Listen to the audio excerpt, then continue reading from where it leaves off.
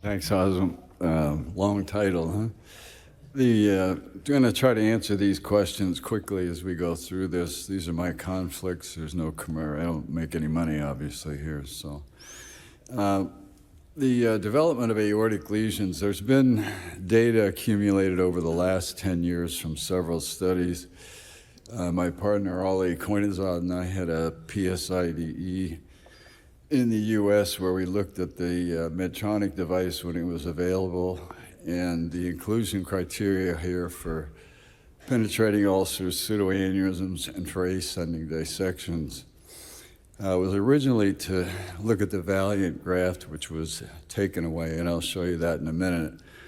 And the initial goal was to look at deployment accuracy, stability, and access and remodeling. We've entered about 13 patients. I'll show you one quickly in a little while. And this is the original paper that Ali published related to that. There have been several others, and you'll hear from these other speakers in a little bit, where Roselli reported on 22 folks. Another paper here that looked at 24, minimally invasive, even having local anesthesia. So what new grafts are being developed? The ARISE trial, which was published in JEVT, is a conformable Gore device. This is one of the cases. And you can see how it conforms to the aortic arch, that is a big benefit. Cook has also had a device. This hasn't been used yet in the US except off-label. That's what it looks like. And there's been a report from Tilo that looked at 20 of these patients, and the technical success actually was very high. So over time, we've kind of figured out what to do with these and how to make them work.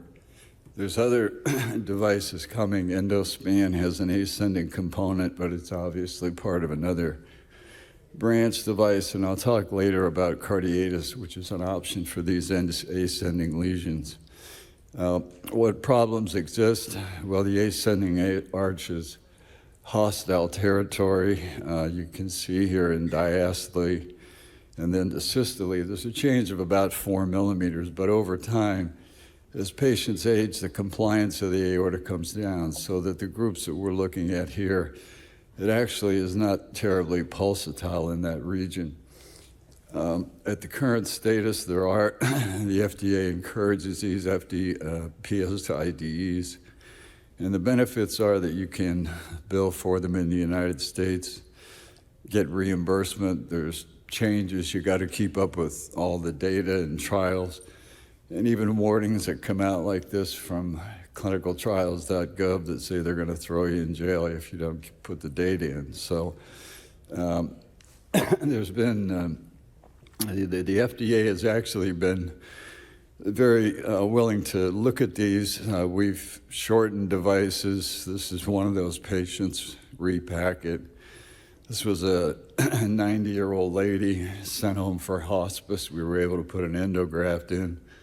And she actually lives independently now and has been to Europe for a 10-day vacation. So in the US, there's very limited availability. Will the sequence, this segment, be conquered? I think there's data that shows, and these are just several papers, that about 30 to 40% of patients who have ascending pathologies may be candidates for endografts. Here's another one, 30%.